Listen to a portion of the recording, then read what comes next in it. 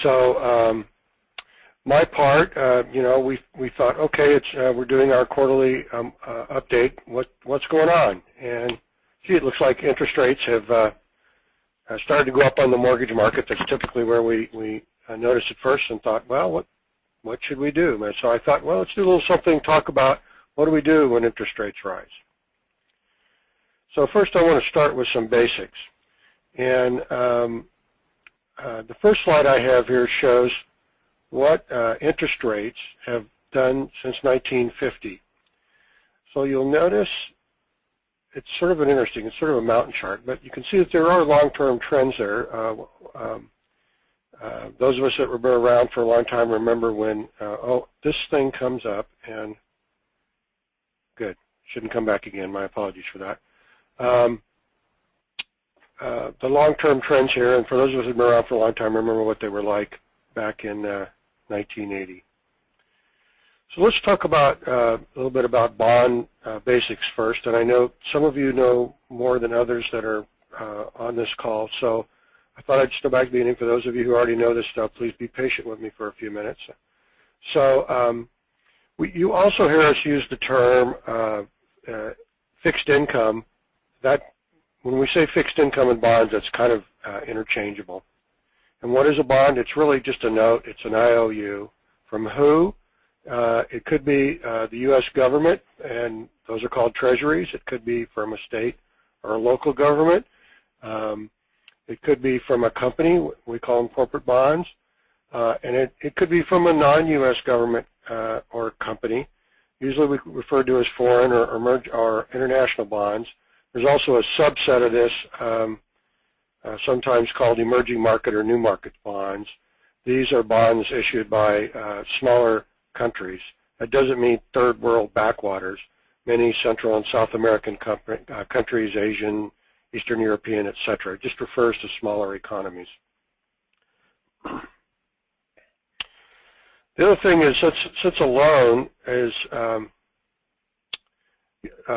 usually pretty big from that a government or a company wants to borrow, it's broken into smaller pieces, and those smaller pieces are called a bond. And the things to know about the bond is who is the borrower, also called the issuer, and sometimes just you'll hear people who work in this arena just refer to it as a credit. They'll just, when they say, well, how's this credit doing, they're talking about who's the borrower. There's also the amount of the loan, the interest rate, the repayment schedule, when it's due. Is there any security offered for the loan? And again, it's typically broken up into pieces, which are the individual bonds. Oh, and then there's the market. And interest rates do change over time, don't they? So when we think about issuing the bond, we want to think about what's the how sound is the borrower, how secure, how creditworthy are they. The better the credit, the lower the rate. We've seen that in mortgages and car loans or something when we make our own purchases as consumers, but the same thing holds true. And the U.S. government is typically called in financial research and studies the risk-free rate, and it's used as a benchmark to measure other borrowers' creditworthiness, and that leads to the interest rates that they're charged. So credit risk is one thing to take a look at in bonds.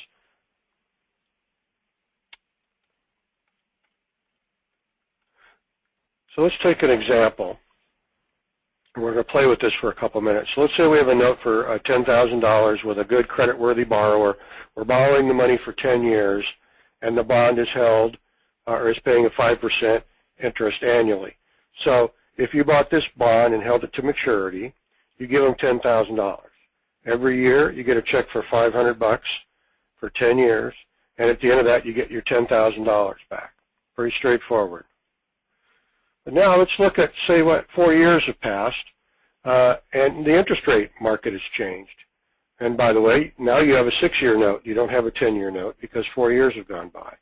So when you say, what is your note worth at this given moment in time? Well, if you hold it till maturity, you get your $10,000 back. But what if for some reason you want to know the value of it today, or you want to sell it for any reason, and interest rates have changed? Well, what if rates had fallen to 3%? You have a bond paying 5%, and everybody else investing is given $10,000, and they're getting 3%. Your bond's paying 5%. Is it worth more? Yeah, it is worth more. How much more? Well, there's formulas for figuring that out, but it's certainly going to be worth more than $10,000. By the same token, if the opposite happens, what if rates rise to 8%? What's your 5% bond worth now? It's worth something less than that, because why should I buy your 5-year bond for $10,000 when I can get 8% with my $10,000? So your bond's going to be worth something less than the original $10,000 that you paid, because interest rates change. So that's called interest rate risk.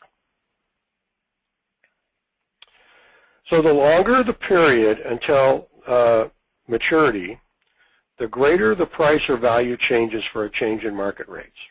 So if I have a bond that matures in 6 months and interest rates move, I'm not going to have much of a change in price. But if I own a 30-year bond and interest rates change, because there's greater uncertainty further out there, I'm going to have a greater change in the fair market value of my bond.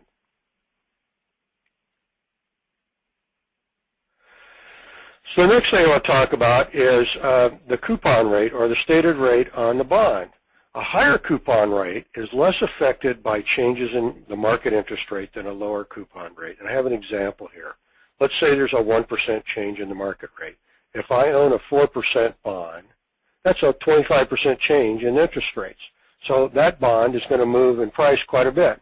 But if I own an 8% coupon bond and the price and interest rates change 1%, well, this is only a 12.5% change, or 1/8. So you can see this is why a higher coupon bond has less risk to it than a low coupon bond.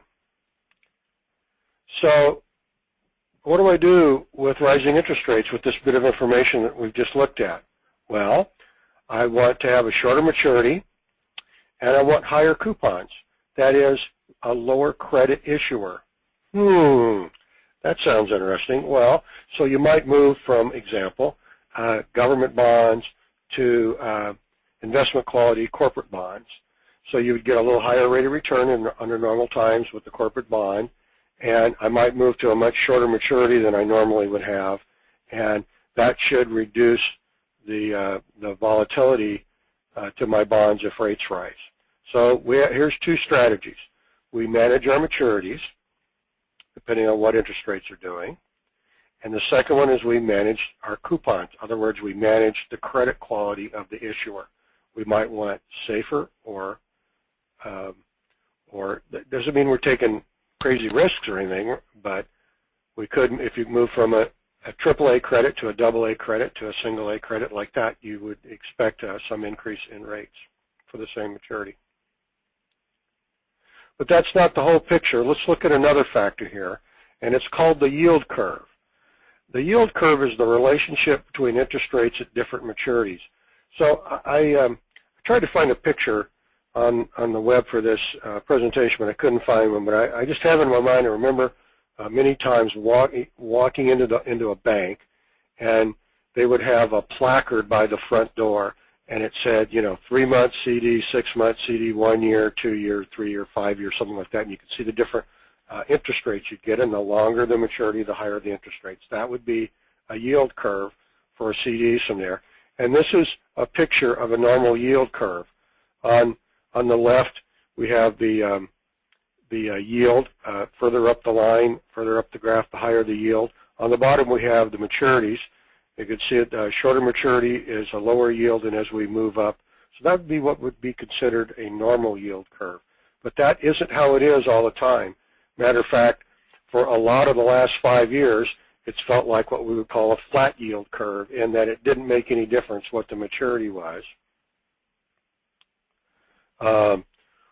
We would, you'd get the same rate. So what we do is we call ride the yield curve. it's another strategy that we have, and that is if we're have a flat yield curve, we're not paid to take any risk. So why go out of maturity? Whereas if we have a normal yield curve, going back to that slide, then we're paid to go out. And you can also see that it's not a straight line. It is a curve, in fact. So in this particular example shown here, it looks like it makes sense to go out to about 5 years. After 5 years, there's not a lot of difference in yield between a 5-year and a 30-year, where there's a lot of difference between a 3-month and a 5-year. So one of the other things that